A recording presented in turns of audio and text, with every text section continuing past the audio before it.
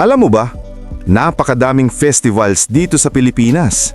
May mga pistang may sumasayaw na higante, may mga taong nagpipinta ng buong katawan, may sobrang makukulay na parada, at may tradisyong daan-daang taon nang ipinagdiriwang hanggang ngayon. Ang ilan sa mga festivals na ito ay hindi lang masaya, kundi may malalim na kasaysayan, kakaibang paniniwala, at tradisyong hindi mo makikita kahit saan man sa mundo.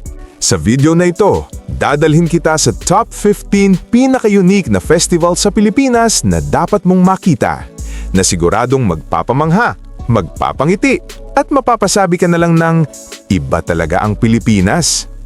Pero bago yan, huwag kalimutang mag-like, mag-comment at mag-subscribe para sa mas marami pang kakaiba at makukulay na kwento tungkol sa ating bansa. Handa ka na ba? Simulan na natin! Top 15. Panagbenga Festival. Ang Panagbenga Festival ay isang makulay na selebrasyon sa Baguio City tuwing buwan ng Pebrero. Natampok ang napakaraming float na punong-puno ng sariwang bulaklak. Kilala ito bilang Flower Festival ng Pilipinas at sumisimbolo sa muling pagbangon ng lungsod matapos ang 1990 Luzon earthquake. Bukod sa Grand Float Parade, tampok din dito ang street dancing na may tema ng kalikasan at Cordilleran culture. Ang buong lungsod ay literal na nagiging parang hardin sa loob ng ilang linggo. Alam mo ba?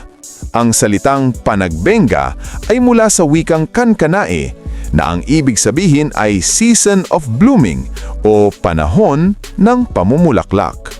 Top 14. Salakot Festival. Ang Salakot Festival ay ipinagdiriwang sa Pampanga bilang pagbibigay parangal sa tradisyonal na sombrerong Pilipino na salakot. Tampok dito ang street dancing performances kung saan ang salakot mismo ang pangunahing bahagi ng costume at choreography. Ipinapakita rin dito ang simbolo ng sipag at talino ng mga sinaunang Pilipino. Isa itong festival na nagbibigay buhay sa isang simpleng gamit na naging bahagi ng ating pagkakilanlan.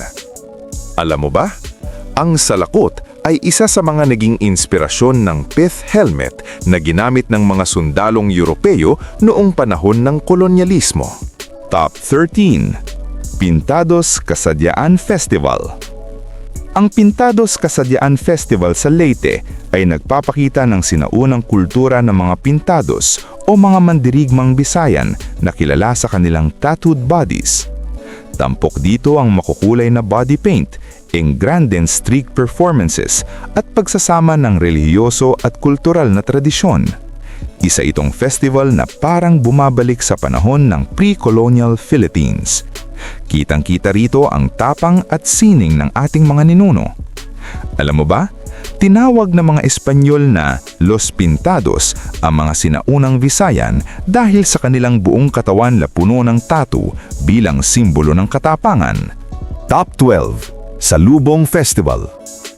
Ang Salubong Festival ay isang tradisyong ginaganap tuwing Linggo ng Pagkabuhay sa iba't ibang bahagi ng Pilipinas, kung saan isinasadula ang muling pagkikita ni Jesus at ng Birheng Maria matapos ang muling pagkabuhay. Tampok dito ang dramatikong pagtatanggal ng belo ng Birheng Maria habang umaawit ang mga batang nakakostume bilang mga anghel. Isa itong emosyonal at makasaysayang tradisyon na pinapanood ng libo-libong deboto tuwing madaling araw. Kakaiba ito dahil pinagsasama nito ang relihiyon, teatro at kultura sa isang makabuluhang ritual. Alam mo ba? Sa ilang lugar sa Pilipinas, ang batang gaganap bilang anghel sa salubong ay pinipili pa sa pamamagitan ng espesyal na panata ng kanilang pamilya. Top 11. Pahiyas Festival. Ang Pahiyas Festival sa Lucban, Quezon ay isa sa pinakamakulay at pinakamalikhain na harvest festival sa Pilipinas, kung saan ang mga bahay ay dinedekorasyonan gamit ang kiping, gulay, prutas at iba pang ani. Ang buong bayan ay nagiging parang art gallery na gawa sa pagkain at lokal na materyales. Ginaganap ito tuwing May 15 bilang pasasalamat kay San Isidro Labrador. Isa itong natatanging kombinasyon ng pananampalataya, sining at agrikultura. Alam mo ba, ang makukulay na keeping na ginagamit sa dekorasyon ay gawa sa giniling na bigas at pwede talagang kainin pagkatapos ng selebrasyon. Top 10. Kadayawan Festival. Ang Kadayawan Festival sa Davao City ay isang linggong selebrasyon ng masaganang ani at mayamang kultura ng mga katutubong tribo sa rehiyon. Tampok dito ang makukulay na floral floats, tradisyonal na sayaw at cultural performances mula sa iba't ibang indigenous groups. Isa ito sa iilang festivals na tunay na nagpapakita ng pagkakaiba-iba ng kultura sa Mindanao. Bukod dito, simbolo rin ito ng pasasalamat sa kalikasan at biyaya ng lupa. Alam mo ba? Ang salitang Kadayawan ay nagmula sa salitang Mandaya na madayaw na nangangahulugang mabuti, mahalaga o masagana. Top 9. Dinagyang Festival. Ang Dinagyang Festival sa Iloilo City ay isa sa pinaka-energetic at pinaka-organisadong street dance festival sa Pilipinas na alay sa Santo Niño. Tampok dito ang mga grupo ng mga mandirigmang Ati Warriors na may body paint at detalyadong tribal-inspired costumes. Kilala rin ito sa matitinding drum performances na literal na nagpapayanig sa buong lungsod. Isa ito sa festivals na parang live cultural spectacle na may world-class production level. Alam mo ba, ang salitang dinagyang ay nangangahulugang kasiyahan o pagsasaya sa wikang Hiligaynon. Top 8. Sinulog Festival. Ang Sinulog Festival sa Cebu City ay isa sa pinakamalaki, pinakamakulay at pinakadynamic na festival sa buong Pilipinas na ginaganap tuwing Enero bilang pagdiriwang ng debosyon sa Santo Niño. Kilala ito sa sikat na 2 steps forward, 1 step back dance movement na sumisimbolo sa agos ng ilog at sa paglalakbay ng pananampalataya ng mga Pilipino. Libo-libong performers na naka-engranding costumes ang sabay-sabay na sumasayaw sa Grand Parade na dinadayo ng milyong-milyong tao mula sa iba't ibang bahagi ng mundo. Isa itong festival na perpektong pinagsasama ang relihiyon, kasaysayan, musika at modernong street celebration sa iisang napakalaking cultural spectacle. Alam mo ba, ang Sinulog ay isa sa pinakaunang festival sa Pilipinas na naging internationally recognized cultural celebration, kaya tinatawag din itong Queen of Philippine Festivals. Top 7. Mascara Festival. Ang Mascara Festival sa Bacolod City ay kilala bilang Festival of Smiles, kung saan ang mga kalahok ay nagsusuot ng makukulay na maskara na may nakangiting mukha habang sumasayaw sa lansangan. Nagsimula ito bilang simbolo ng pagbangon ng lungsod matapos ang matinding krisis sa ekonomiya noong 1980. Sa kabila ng pinagdadaanan noon, pinili ng mga taga-Bacolod na ipakita ang saya at pag-asa sa pamamagitan ng makukulay na parada. Isa itong festival na nagpapakita ng lakas ng loob at positibong paniniwala ng mga Pilipino. Alam mo ba? Ang maskara ay kombinasyon ng salitang mas na nangangahulugang maraming tao at cara na Spanish word para sa mukha. Top 6. Ati-Atihan Festival. Ang Ati-Atihan Festival sa Kalibo, Aklan ay tinatawag na Mother of All Philippine Festivals dahil ito ang isa sa pinakamatandang street festival sa bansa. Tampok dito ang mga kalahok na nagpipinta ng kanilang mukha gamit ang itim na uling bilang pagbibigay parangal sa mga ati, ang unang nanirahan sa isla. Bukod sa street dancing, kilala rin ito sa chant na Hala Bira na sumisimbolo sa walang tigil na kasiyahan. Isa ito sa festivals na pinagsasama ang sinaunang tradisyon at relihiyosong debosyon sa Santo Niño. Alam mo ba? Ang Ati-Atihan ang naging inspirasyon ng iba pang sikat na festival sa Pilipinas tulad ng Sinulog at Dinagyang. Top 5. Ibalong Festival. Ang Ibalong Festival sa Legazpi City ay kakaiba dahil base ito sa isang sinaunang epikong Bicolano na nagkukwento tungkol kina Baltog, Handyong at bantong. Sa festival na ito, makikita ang mga higanting costume ng monsters at heroes mula sa alamat habang isinasadula ang epiko sa lansangan. Para itong live fantasy parade na may halong kasaysayan at folklore. Isa ito sa iilang festival sa Pilipinas na literal na nagdadala ng epikong alamat sa modernong panahon. Alam mo ba?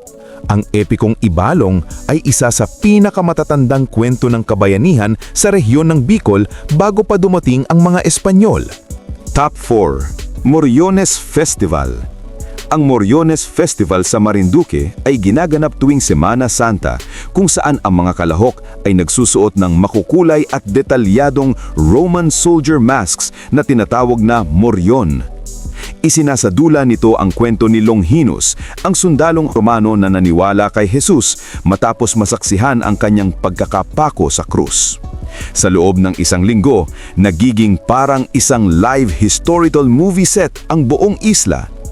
Isa ito sa pinaka-dramatic at theatrical religious festival sa bansa. Alam mo ba?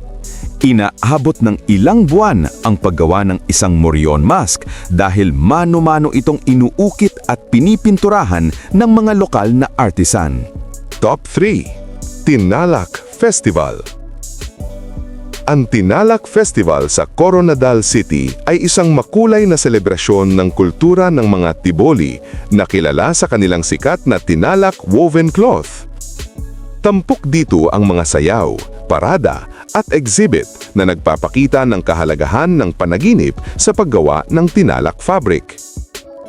Isa ito sa iilang festival sa Pilipinas na nakasentro mismo sa isang sagradong sining ng weaving.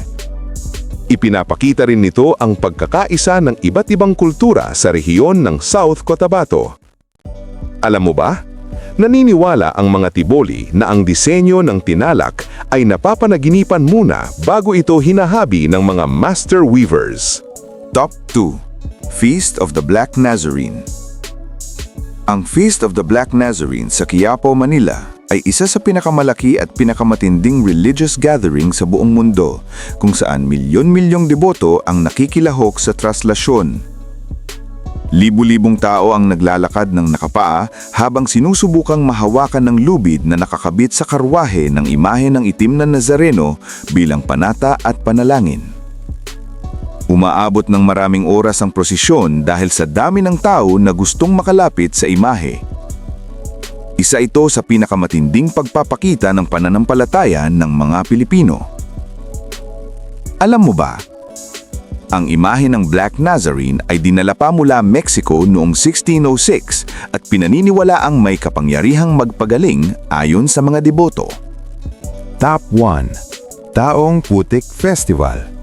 Ang Taong Putik Festival sa Aliaga, Nueva Ecija ay ginaganap tuwing June 24 bilang pagdiriwang sa kapistahan ni San Juan Bautista kung saan ang mga deboto ay nagbabalot ng kanilang buong katawan sa putik at tinatakpan ng dahon ng saging. Maaga pa lamang bago sumikat ang araw, naglalakad na sila sa bayan habang humihingi ng kandila at donasyon bilang bahagi ng kanilang panata. Isa ito sa pinakakakaibang religious festivals sa Pilipinas dahil mistulang nagiging mud people ang buong komunidad bilang simbolo ng kababaang loob at pananampalataya. Pagkatapos ng prosesyon, naghuhugas sila bilang simbolo ng paglilinis at panibagong simula. Alam mo ba? Ang tradisyong Taong Putik ay mula pa noong panahon ng Spanish colonial era, ngunit lalo itong naging mahalaga noong World War II nang magtago sa putikan ang mga residente habang nananalangin kay San Juan Bautista upang makaligtas sa mga sundalong Hapones. At ayan na nga, ang top 15 pinaka-unique na festivals sa Pilipinas.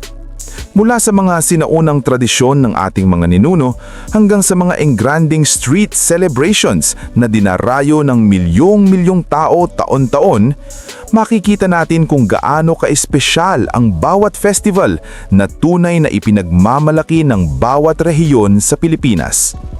Ikaw, kabida, alin sa mga festivals na ito ang pinakagusto mong mapuntahan o maranasan ng personal? At may alam ka pa bang ibang unique festival sa Pilipinas na dapat naming maisama sa susunod na video? I-comment mo na sa baba ang iyong sagot. Tandaan, hindi lang magagandang lugar ang meron sa Pilipinas, kundi mga tradisyon at selebrasyon na nagpapakita kung gaano kayaman ang ating kasaysayan, kultura at pagkakakilanlan bilang mga Pilipino. Sa bawat festival na ating nadidiskubre, mas lalo nating napapatunayan na it's really more fun in the Philippines. At kung nagustuhan mo ang video na ito, huwag kalimutang mag-like, mag-share at mag-subscribe para sa mas marami pang amazing Philippine culture, history at travel content na katulad nito. Maraming salamat sa panonood. Hanggang sa muli, kabida!